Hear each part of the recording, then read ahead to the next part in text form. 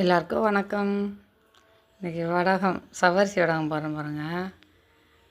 சவ்வரிசி 100 gram சவ்வரிசி நல்லா நாளே ஊற வச்சு குக்கரில் 2 விசில் வச்சேன். நல்லா வெந்துருச்சு. 1 கிலோ பச்சரிசி மாவு தண்ணியில் போட்டு கலக்கி அதில் ஊற்றி நல்லா கிண்டிக்கிட்டே இருக்கணுங்க. கொதித்த சவ்வரிசி தண்ணியில் அந்த அரிசி மாவை கலக்கி ஊற்றணும். அடுத்தப்பல பச்சை மிளகா இது மிக்சியில் போட்டு அரைச்சி ஊற்றிருக்கேன் பாருங்க. காரத்துக்காக பச்சை மிளகா அரைச்சி ஊற்றிருக்கேன். அடுத்து சீரகம் வேண்டிய அளவு போட்டிருக்கேன். ஒரு 2 ஸ்பூன் இருக்கும் சீரகம் போட்டிருக்கேன். கொஞ்சம் பெருங்காயம், அவ்வளோதாங்க. கொஞ்சம் கல் உப்பு போட்டுட்டு நல்லா கொதிக்க விடணும்.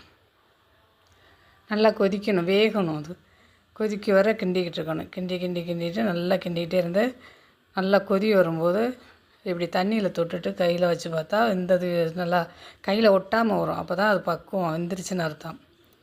அதுக்கப்புறம் வெள்ளை வேஷ்டியை தண்ணியில் நனைச்சி இப்படி போட்டு இப்படி குட்டியாக மொட்டை மாடியில் காய வச்சிட்டோம்னா சூப்பரான வடகம்ங்க. வடகம் ரெடி.